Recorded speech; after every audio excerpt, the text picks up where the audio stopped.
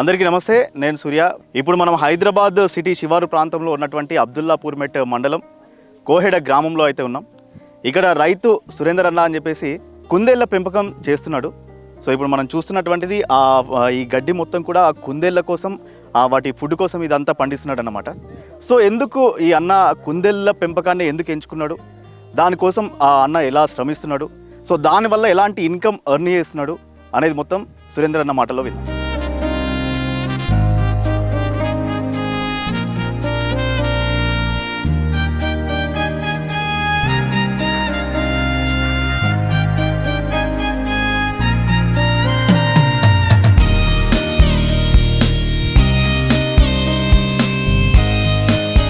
అయితే ఈ షెడ్లోకి కుందేళ్ల పెంపకం ఎక్కడైతే చేస్తున్నాడో ఆ షెడ్లోకి అయితే ఎంటర్ అవుతున్నాం. సో అన్న మరి ఎన్ని యూనిట్లతోటి ఇక్కడ ఈ స్టార్ట్ చేసిండు, ఎంత ఖర్చు అయింది, ఈ షెడ్ మొత్తానికి కూడా ఎంత ఖర్చు అయింది. మనం మామూలుగా వ్యవసాయంలో కూడా చూసుకున్నాం, రైతులకి ప్రభుత్వం నుంచి అయితే సబ్సిడీలు వస్తూ ఉంటాయి కదా. సో మరి అన్నకి మరి ఏమన్నా సబ్సిడీలు గవర్నమెంట్ నుంచి ఏమైనా ప్రోత్సాహకాలు అందుతున్నాయా, ఎట్లా స్టార్ట్ చేసిండు అన్న అనేది మనం అన్ననే అడిగి తెలుసుకుందాం. సురేంద్ర అన్న నమస్తే. నమస్కారం అన్న. మంచిగా షెడ్ ఏర్పాటు చేసినావు, కుందేళ్ల పెంపకం అయితే మంచిగా చేస్తున్నావు.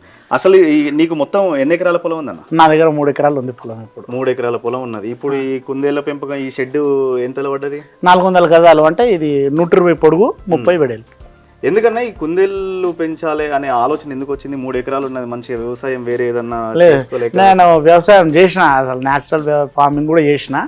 కానీ ఫార్మింగ్ కరోనా కంటే ముందు కొంచెం మార్కెట్ ఇబ్బంది ఉంది. అయినా మా దగ్గర చాలా లేబర్ ప్రాబ్లం ఉంటుంది రెగ్యులర్గా. అంటే కూరగాయలు ఏరడం కానీ, ఇప్పుడు సిటీకి దగ్గర అయిపోయింది కాబట్టి లేబర్ ఎవరు లేరు. కాబట్టి ఇక నేను మెల్లగా ఏదైనా ఫామ్ ఫీల్డ్లోకి దిగాలని నిర్ణయించుకున్నా. ఫస్ట్ ఈ ఫామ్ ముందుకు గొర్రెలు మేకలని అనుకున్నా. నేను అనుకున్నా మాకు లోకల్గా కొంచెం ప్లాట్లు ఉంటాయి, మేపుకోవచ్చు అనుకున్నా. కానీ అది బడ్జెట్ ఎక్కువ అని మనం నెక్స్ట్ ఏం చేసుకున్నా, ఇక మళ్ళీ కుందేళ్ళకి షిఫ్ట్ అయింది. అచ్చా, దీనికైతే బడ్జెట్ తక్కువ. చాలా తక్కువ కూడా మాట్లాడదాం. ఇప్పుడు లేబర్ లో గురించి కూడా అన్నావు కదా, లేబర్ తక్కువ ఉంటారు అది కానీ. అంటే ఇప్పుడు మరి దీనికి లేబర్ ప్రాబ్లం ఇష్యూ ఏమున్నదా? నేను చేసుకుంటా, నేను మా ఆమె ఇద్దరం చేసుకుంటాం అంతే. ఇక వేరే ఎవరు లేదు. నేను పొద్దుగాల మార్నింగ్ వస్తా, అంత క్లీనింగ్ సెక్షన్ అంతా చూసుకుంటా, దాంట్లో మందులు అవన్నీ చూసుకుంటా. అంటే ఎట్లా ఏం మందులు వేస్తారు? మందులు ఖచ్చితంగా రోగాలు ఉంటాయి, ఉంటాయి ఖచ్చితంగా. ఎట్లా గుర్తుపడతారు? ఇది అదే మనం గుర్తుపట్టాలి. ఇక సర్ది అయితే సర్ది దగ్గు తగులుతుంటది, డల్లుగా ఉండడం కానీ, సర్ది కావడం, తగ్గుతుంది. సేమ్ మన మనిషి లక్షణాలు ఉంటాయి. మనిషి జీర్ణ వ్యవస్థనే ఉంటుంది అంటే మనిషి లక్షణాలు ఉంటాయి. దీనికి మనం చూసుకోవాలి. ఎమోషన్స్ ఉంటే మనకు తెలిసిపోతుంది.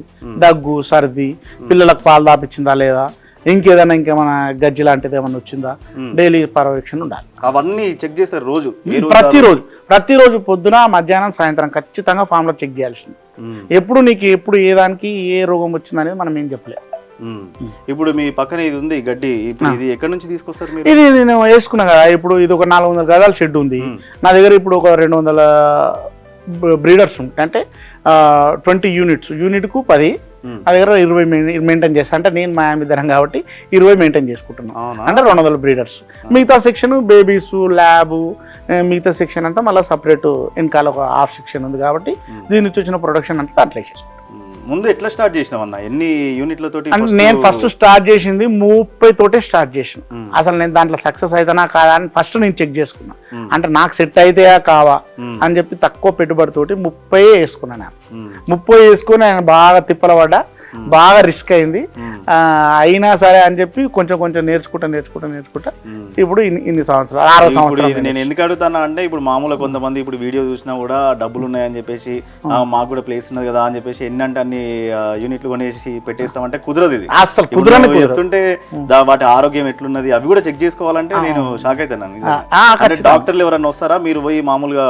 అంటే మనకి ఇది ఒకటి మీ ద్వారా చెప్పాల్సింది ఏంటంటే, స్టేట్ గవర్నమెంట్, సెంట్రల్ గవర్నమెంట్ మరి ఈ ర్యాబిట్ కు సంబంధించింది డాక్టర్ని కేటాయించలేదు. ఏంటంటే సరే ఫార్ములాస్ మన కుక్కలకు, పిల్లలకు సంబంధించిన ఫార్ములాస్ ఉంటే డోసు సెలెక్షన్ ఉంటుంది ఇంట్లో. ఆ డోస్ అనేది మన గవర్నమెంట్ ఏం కూడా, ఇది కుందేలు ఫామ్ అని గవర్నమెంట్లకు తెలుసు. కానీ వెటర్నరీ డాక్టర్ని దీనికి సపరేట్గా ట్రైనింగ్ ఇచ్చిన వెటర్నరీ డాక్టర్ మనకు అందుబాటులో లేరు. ఇప్పుడు అన్న మొత్తం షెడ్ ప్లానింగ్ ఎట్లా చేసినావు అన్న అసలు? ఇది అంటే ఇంత హైట్ ఉండాలి అని అట్లా ఎట్లా ప్లాన్ చేసినావు? ఇవి రాడ్ కానీ ఇవి బోన్ల గురించి కూడా మాట్లాడదాం. ఫస్ట్ షెడ్ ఎట్లా ప్లాన్ చేసినావు? అంటే ఏం లేదు, ఏమన్నా దీనిలో కుందేళ్ల కంటే ముందు ఏమన్నా చేసినావా లేకపోతే? లేదు, కుందేళ్ళ కోసం ఫస్ట్ అయితే నేను ఫామ్ వేసుకున్నా, పూటెళ్ళే కానీ మేకలే కానీ అనుకున్నా. కానీ షెడ్ మాత్రం మనకు రెగ్యులర్ గా ఈ మన బాయిలర్ కోళ్లకు సంబంధించింది ఎట్లా వేసుకుంటామో షెడ్ మాత్రం ఇంత లెవెల్ ఉండదు. గాలి వెలుతురు హైట్, గాలి వెలుతురుకు తూర్పు పడమట షెడ్. ఇదైతే మన పెద్దల నుంచి చెప్పింది. వేరే ఫామ్ లో ఏమున్నాయి కానీ వీటిని చూసి ఈ మోడల్ ఇది వేసుకున్నాం. ఎంత ఖర్చు వచ్చిందన్న మొత్తం షెడ్? నాకు అప్పుడు నేను ఇప్పుడు ఇది ఫిబ్రవరి 25th వస్తే 6వ సంవత్సరం కంప్లీట్ అవుతుంది. ఇప్పుడు 5వ సంవత్సరంలో రన్నింగ్లు ఉన్నాం మనం. ఇప్పుడు 10వ నెల 5వ సంవత్సరం, ఇంకా 2 నెలలు అయితే, ఇంకా 4 నెలలు అయితే 6వ సంవత్సరం కంప్లీట్ అవుతుంది. 6వ సంవత్సరంకి కరోనా కంటే ముందు డబుల్ అయింది వస్తువులన్నీ. అంతకంటే ముందు నేను వేసుకున్నా కాబట్టి, కరోనా కంటే ముందు వేసుకున్నా కాబట్టి నాకు ఒక 3.5 నుంచి 4 లక్షలు అయింది. ఇప్పుడైతే బడ్జెట్ ఎక్కువనే అవుతుందండి.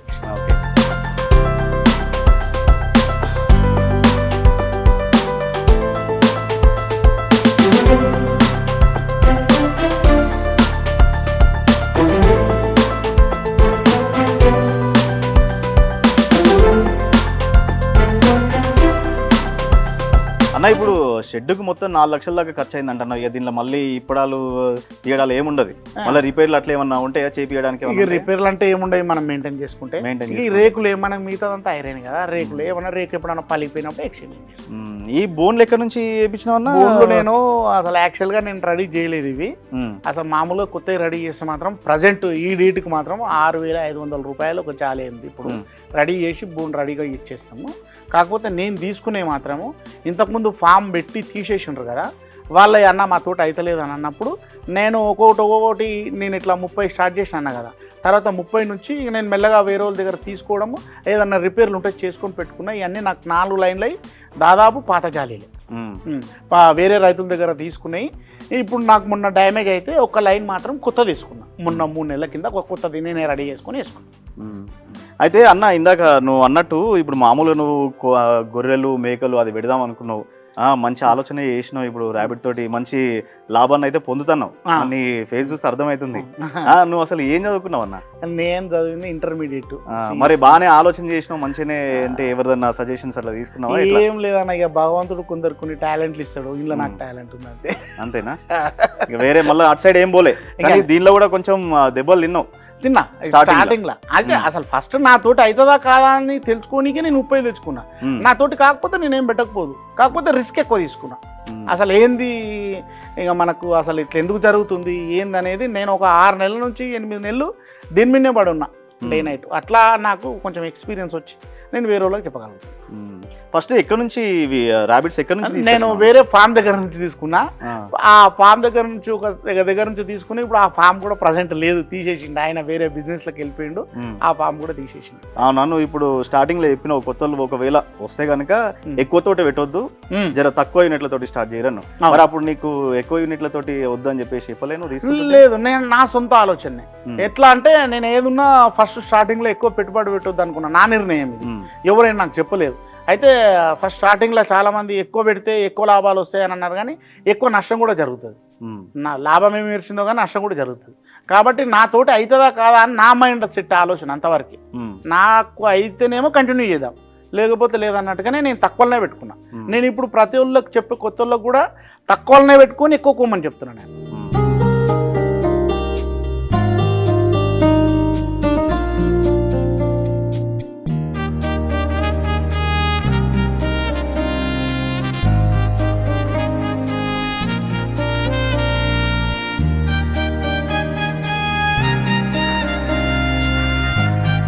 అన్న ఇప్పుడు మనకి కుందేళ్ళ రకాలు ఉంటాయా?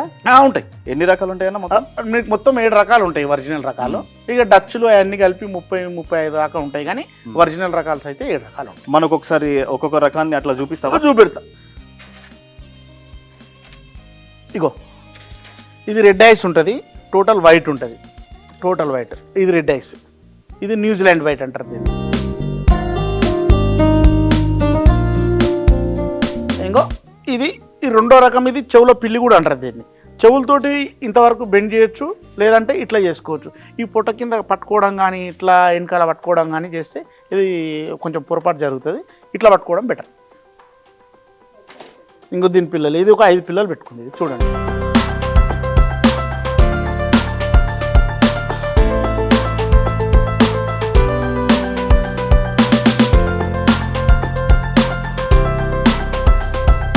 ఇగో ఇది రెండో టైపు.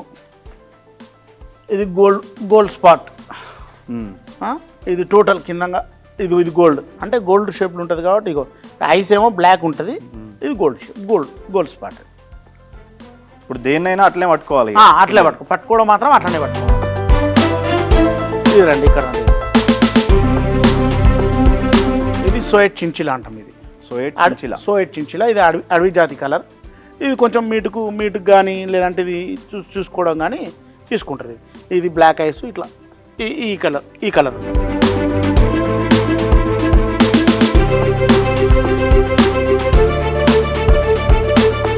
మీరు గమనించాల్సింది ఇది వైట్ జెయింట్ అంటారు దీన్ని.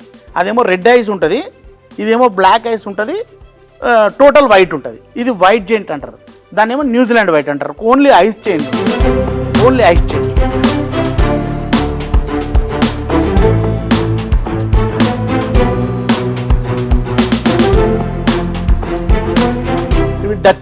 డచ్ అంటే ఇది బ్లాక్ జెయింట్ ప్లస్ న్యూజిలాండ్ వైట్కు కలిపి పుట్టింది అన్నట్టు. ఇది డచ్. ఇట్లాంటి డచ్లు చాలా ఉంటాయి. ఏ కలర్కు ఉంటే ఆ కలర్కు చాలా చాలా డచ్లు ఉంటాయి, చాలా రకాలుగా డచ్లు ఉంటాయి.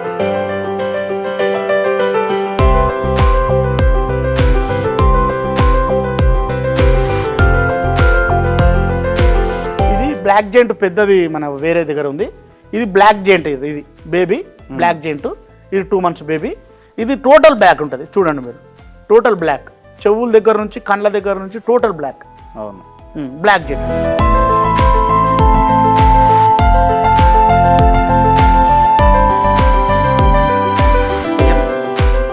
ఇంకా నీకు కాలిఫోర్నియా వైట్ ఉంటుంది. వైట్ అంటే అక్కడ సైడ్ ఉండొచ్చు. చెవులు నల్లగా, ముక్కు నల్లగా, కాళ్ళు నల్లగా ఉంటాయి. అది కాలిఫోర్నియా వైట్ అంటాం మనం. ఇప్పుడు ఇట్లా బ్రౌన్ కలర్ ఉన్నదన్న, బ్రౌన్ గోల్డ్ స్పాట్ అంటాం. అదే గోల్డ్ స్పాట్. బ్రౌన్ అంటాం, గోల్డ్ స్పాట్ అంటాం. మా భాషలో గోల్డ్ స్పాట్. ఇది పెద్ద బ్లాక్ ప్యూర్ బ్లాక్.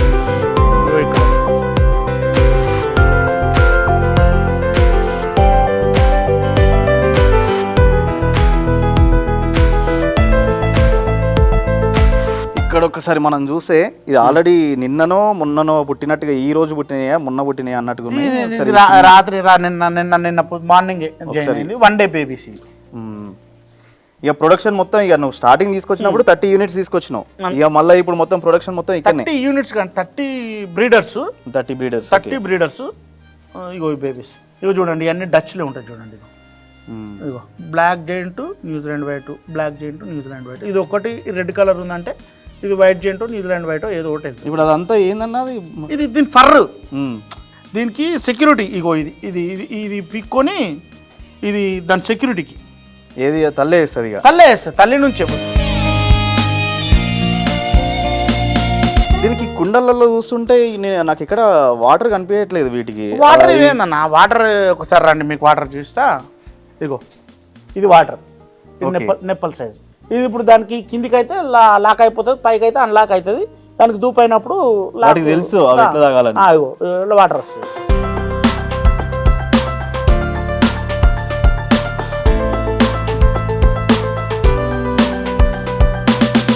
ఇప్పుడు ఈ దాన మాత్రం ఈ కుండలు ఎప్పటికీ ఉంటుంది. ఆ కుండల ఎప్పటికి ఉంచాలి.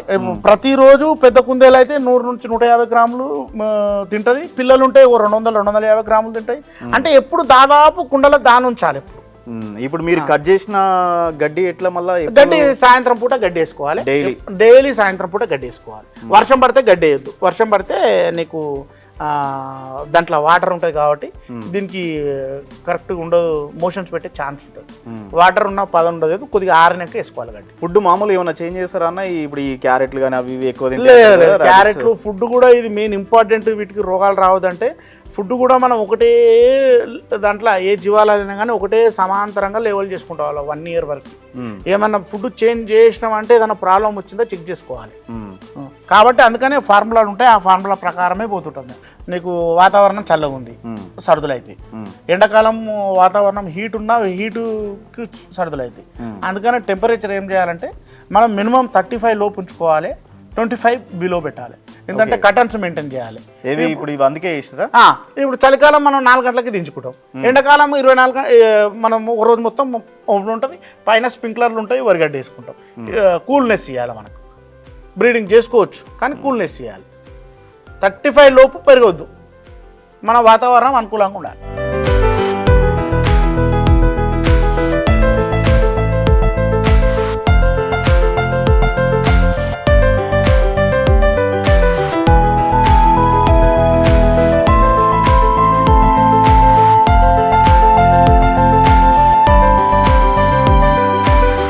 అన్న ఇందాక మనకి 2 months బేబీ అది చూపించినావు.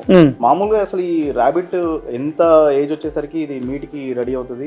ఇది మనం 1 month తల్లి దగ్గర ఉంచాల్సి వస్తుంది.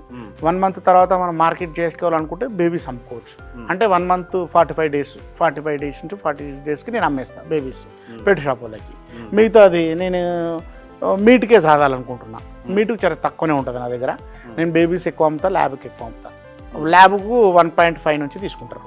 ఆ ల్యాబ్లో రేట్లు డిమాండ్ సప్లైని బట్టి ఉంటుంది. తర్వాత మనం బేబీస్ మనకు మార్కెట్ పోయిన తర్వాత లేదు దీనికే రావాలి మీట్కే రావాలనుకుంటే 3.5 months ఉంటుంది. 1.5 నుంచి 1.6 నుంచి 1.9 వస్తుంది. 3.5 monthsలో ఖచ్చితంగా రావాల్సిందే. హైదరాబాద్ పక్కకే ఉంది కాబట్టి మనకు ప్రతి ఒళ్ళు మన దగ్గర ఫామ్కి వచ్చి, నేను ఫామ్లో పని చేసుకున్న వరకే సరిపోతుంది నాకు. వాళ్ళు మార్కెట్ అంతా మన దగ్గరికి వస్తారు, ఫోన్ల ద్వారానే పోతాయి. మన రెగ్యులర్ కస్టమర్స్ ఉంటారు, ఆ రెగ్యులర్ కస్టమర్కి నేను అందేయలేకపోతా. మొత్తం మీద 4 మార్కెట్లు ఉంటుంది. బేబీస్ ఫస్ట్ బేబీస్, తర్వాత ల్యాబ్, తర్వాత మీటు, తర్వాత బ్రీడర్స్. Last choice breeders. ఎందుకంటే ఎవరన్నా ఇంట్రెస్ట్ ఉండి మేము ఖచ్చితంగా చేస్తాము అంటే వాళ్ళకి అన్నీ వివరించి చెప్పిన తర్వాతనే నేను బ్రీడర్స్ ఇస్తాను. ఇక ఎండాకాలం మాత్రం కొంచెం మీటు పోదు, ఎందుకంటే హీట్ ఉంటుంది కాబట్టి ఎండాకాలం కొద్దిగా ఇంట్రెస్ట్ చూపెట్టారు మీట్ ఒకటి. మిగతాది ఏ టైంలో అయినా బేబీస్ వస్తూనే ఉంటుంది, ల్యాబ్ వాళ్ళు వస్తూనే ఉంటారు, రెగ్యులర్గా తీసుకొని పోతూనే ఉంటారు. ఇప్పుడు మీరు నైట్ వెళ్ళేటప్పుడు ఇది మొత్తం కర్టెన్ మొత్తం క్లోజ్ చేస్తారా లేకపోతే వదిలేస్తారా? అట్లా లేదు, నేను ఎండాకాలం ఏమంటున్నా మీకు ఇంతకుముందు కూడా చెప్పిన, ఎండాకాలం ఏమో ఓపెన్ చేసుకోవాలి, వాతావరణం హీట్ ఉంటుంది. నైట్ టైంలో మీరు కూడా నీకు ఒక 2 నెలలు ఓపెనే ఉంటుంది. చలికాలంలో 4 గంటలకే బంద్ చేయాలి. వర్షాకాలంలో ఇప్పుడు మనం ఉబ్బరిస్తుంది, ఇప్పుడు మనం 2 కర్టన్లు ఓపెన్ చేసుకున్నాము, 1 గంట తర్వాత వాన పడుతుంది, అటు నుంచి వాన వస్తే అటు క్లోజ్ చేసుకోవాలి, ఇటు నుంచి వాన వస్తే ఇటు క్లోజ్ చేసుకోవాలి. మొత్తం మరీ చల్లగా ఉంది వాతావరణం, 2 క్లోజ్ చేసుకోవాలి. అంటే ఎప్పటికప్పుడు టెంపరేచర్ మెయింటైన్ చేసుకోవాలి. నువ్వు స్టార్టింగ్ చిన్నదాంతో స్టార్ట్ చేసి ఇప్పుడు పెద్దగా చేసినావు కదా, మొత్తం ప్రొడక్షన్ మొత్తం ఇక్కడ నుంచే పంపిస్తున్నావు. ఎట్లున్నది మరి ఇప్పుడు నీకు ఇన్కమ్ ఎట్లున్నది? మనం పెట్టే పెట్టుబడే లక్షలలో ఉంటుంది. ఈ వీడియో చూసిన వాళ్ళందరూ నువ్వు చెప్పే ఈ మాటలకే ఇంప్రెస్ అయ్యి మరి పెట్టాలా వద్దా అని ఆలోచన. నేను చెప్పేది కూడా కొత్తగా ఫామ్ పెట్టేటోళ్ళకి కూడా చెప్తున్నాం. మనం పెట్టేదే లక్షలలో పెట్టుబడి ఉంటుంది, మరి లక్షలలో ఎట్లా ఇన్కమ్ వస్తుంది? మనం పెట్టేదే లక్షలు ఉంటాయి, 3 లక్షలలో ఒక 10 యూనిట్లు పెట్టుకోవచ్చు. నెలకు 1 లక్ష వస్తుందా? అంటే ముందు ప్రొడక్షన్ పెరుగుతుంది కదా నీకు, నువ్వు ముందు చిన్నగా పెట్టినావు, ఇప్పుడు పెరిగింది కదా, అట్లా దాంతో పాటు నీ ఇన్కమ్ కూడా పెరిగిందా? 100% పెరుగుతుంది. కాకపోతే దీన్ని మనం తల్లులు మేపుకుంటూ పోతే మనకు డబ్బులు రావు కదా. తల్లుల ద్వారా పిల్లలను తీపిచ్చి అవి పెద్దగా చేసి ప్రొడక్షన్ ఎంత బాగా చూసుకుంటే అన్ని డబ్బులు. దీంట్లో లాస్ అనేది అసలు లేదు. కాకపోతే ఆ సొంత నిర్ణయాల వల్ల ఒకరు చేయలేక, ఒకరు రోగాలు చూసుకోలేక, ఒకరు గడ్డి మెయింటెనెన్స్ చేయలేక, కుందేళ్ళని రోగాలు గమనించలేక ఇవన్నీ వాళ్ళు లాస్ అవుతారు తప్పితే, కానీ కరెక్ట్ చేసుకుంటూ ఉంటుంది. కాకపోతే కొత్త ఫామ్లోకి వచ్చేటోళ్ళకి కూడా లక్షల లాభాలు ఉన్నాయని రావద్దు. ఫస్ట్ మీరు దీన్ని నేర్చుకోవడానికి రావాలి. ఫస్ట్ అసలు ఇది ఎట్లా నడుస్తుంది, దీన్ని లోటుపాట్లు ఏందని తెలుసుకున్న తర్వాత మీరు పెద్ద ఫామ్ చేసుకోవాలి. ఇప్పుడు చాలా మంది సాఫ్ట్వేర్ వాళ్ళు వీళ్ళు కూడా ఈ ఏఐ వచ్చిన తర్వాత కొంతమంది వ్యవసాయంలోకి రావాలని చాలా మంది అనుకుంటా ఉంటారు. సో ఇప్పుడు నువ్వు కొత్తగా ఈ ర్యాబిట్ పెంపకం అనేది చూసిన తర్వాత వాళ్ళు ఈ ఆలోచన చేసి ఇటు వద్దాము అనుకునే వాళ్ళకి నువ్వు ఇచ్చే సజెషన్స్ ఏంటి? ఓకే, నేను స్టార్టింగ్ నుంచి కూడా అదే చెప్తున్నా. ఏఐ ద్వారా లాస్ అయిన వాళ్ళు కాకుండా కొత్త యూత్ వచ్చిన వాళ్ళు కూడా, స్టార్టింగ్ బీటెక్ చేసిన వాళ్ళు కూడా చాలా మంది ఫోన్ చేస్తుంటారు మనకి. నేను ఒకటే చెప్తాను, నేను పెద్ద ఎత్తున ఫామ్ వేసుకోవద్దు. స్టార్టింగ్లో 3 నుంచి 5 యూనిట్లు 3 నుంచి స్టార్టింగ్ చేయాలి. 5 అర్థమవుతుంది మీకు.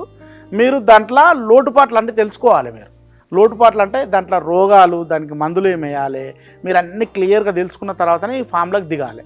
అది కూడా ఫాములు నమ్మకం ఇవ్వాలి మీకు. ఇది మోసం జరుగుతుంది. ఎందుకంటే ఇచ్చినది దానికి మీరు గుర్తుపట్టలేరు, ఇది ఒరిజినల్ తల్లా లేకపోతే ఇది పిల్లలు తీసదా తీయదా, ఇది ముదురుదా అనేది ఫాములు మోసాలు చేస్తారు. కాబట్టి ఒరిజినల్గా మీకు నచ్చి 4 ఫాములు తిరిగి ఈడ నచ్చుతుందో ఆడ తీసుకోండి.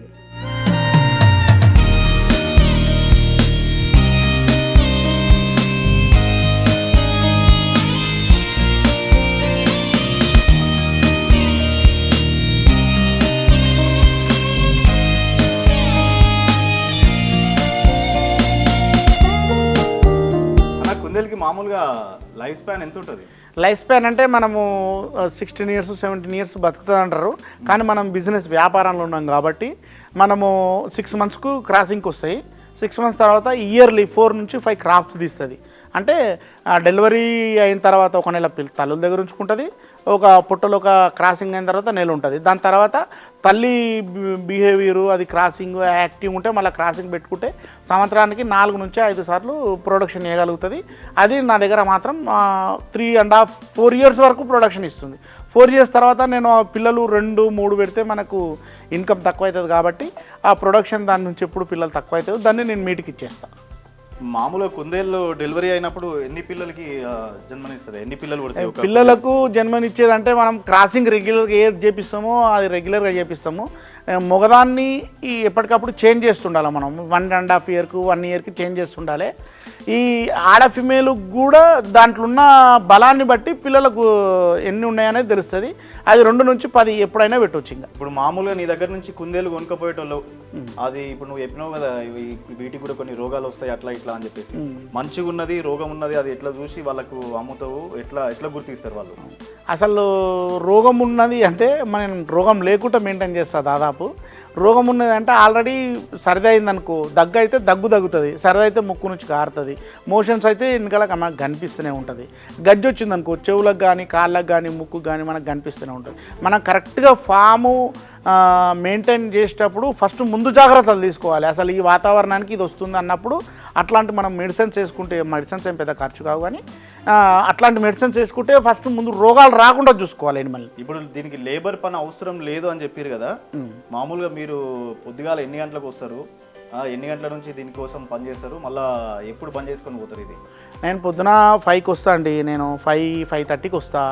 5:30కి వచ్చి ఫస్ట్ మొత్తం మందులు డబ్బా పట్టుకుని అన్నీ ఎంక్వైరీ చేస్తా. ఏం రోగం ఉంది, పాలు ఏం దాపించుకోలేదు, అసలు ఎందుకు ఇట్లా అవుతుంది అనేది అన్నీ చెక్ చేసుకున్న తర్వాత అంతా కిందంతా క్లీన్ చేసుకుంటా. క్రాసింగ్లు ఏమైనా ఉంటే చూసుకొని అంతా క్లీన్ చేసుకొని ఇంటికి వెళ్ళిపోయిన తర్వాత గడ్డి కోసి మళ్ళీ సాయంత్రం వచ్చి సాయంత్రం గడ్డి వేస్తాను. ఖచ్చితంగా నేను 200 బ్రీడర్స్ ఉన్నాయి కాబట్టి నా దగ్గర ఖచ్చితంగా మనిషి ఉండాల్సిందే. ఎందుకంటే పొద్దున్న నుంచి సాయంత్రం వరకు ఉండాల్సిందే ఒక మనిషికి ఒక జతకైతే కరెక్ట్గా ఈ ఫాము సరిపోతుంది. మామూలుగా 3 ఎకరాలు ఉందన్నావు అన్న, ఇప్పుడు 400 గజాలల్లో ఇదైతే నడిపిస్తున్నావు, మరి మిగిలిన దాంట్లో వీటి కోసమే ఫుడ్ ఏమన్నా అంటే గడ్డి పెంచడం అట్లా పంటలు వేసుడు అట్లా ఏమన్నా లేదు. ఈ ఎకరా జాగా ఉంది కాబట్టి ఈ 400 గజాలల్లో మిగతా ఈ 400 గజాలు ప్లస్ గడ్డి కాబట్టి ఎకరన్నర ఉంది. మిగతాది నేను అంతా ఊరేసుకుంటా. ఒక పంట ఊరేసుకుంటా, ఇంట్లోకి తిండి గింజలు వచ్చేస్తాయి. మిగతాది ఒక మాట ఉంటే ఇంట్లో కూరగాయలకు పెట్టుకుంటా. డిమాండ్ ఎట్లుంటుందన్న మామూలుగా వీటికి కుందేళ్ళకి? డిమాండ్ అవుతుంది. నీ ప్రొడక్షన్ నాణ్యమైన ప్రొడక్షన్ నువ్వు తీసుకుంటే ఆ వ్యాపారస్తునికి మన దగ్గరికైనా తీసుకుపోయినానికి సేల్ అని ఆయనకు కూడా అనిపిస్తే మనం ఏం వదిలిపెట్టాడు.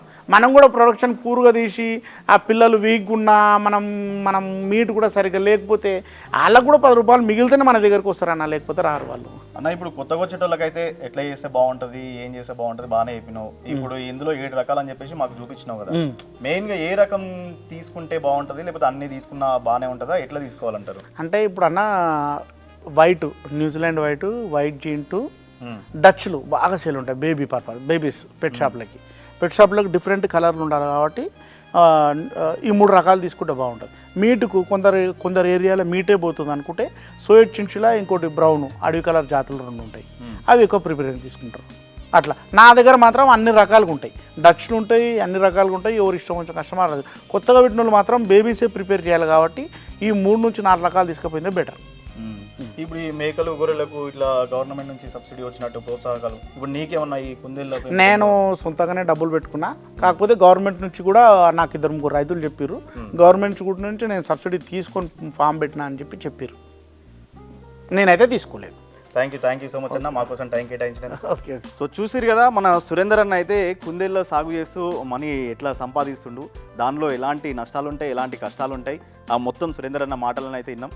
సో ఎవరైతే కొత్తగా రావాలి ఈ కుందేలు పెంపకం ఇది చేయాలి అనుకుంటున్నారో మన ఈ వీడియోలో మంచి మంచి విషయాలు అయితే సురేందర్ అన్న చెప్పిండు. తొందరపడి ఆవేశపడి ఎక్కువ మొత్తంలో కాకుండా ఫస్ట్ అయితే కొంచెం తక్కువలో స్టార్ట్ చేసి అది ఎలా ఉంది, దాని ఖర్చు ఎంత అవుతుంది, ఎట్లా అనేది అవగాహన పెంచుకున్న తర్వాత ఈ కుందేలు పెంపకం అనేది స్టార్ట్ చేస్తే కనుక మంచి సంపాదన అయితే తీసుకోవచ్చు. సో ఇదండి ఇవాల్టి మన కుందేలు పెంపకం సంబంధించిన సురేందర్ అన్న రైతన్న కథ అయితే. సో మరి నెక్స్ట్ మళ్ళీ రైతన్నతోటి మళ్ళీ కలుద్దాం. Stay tune.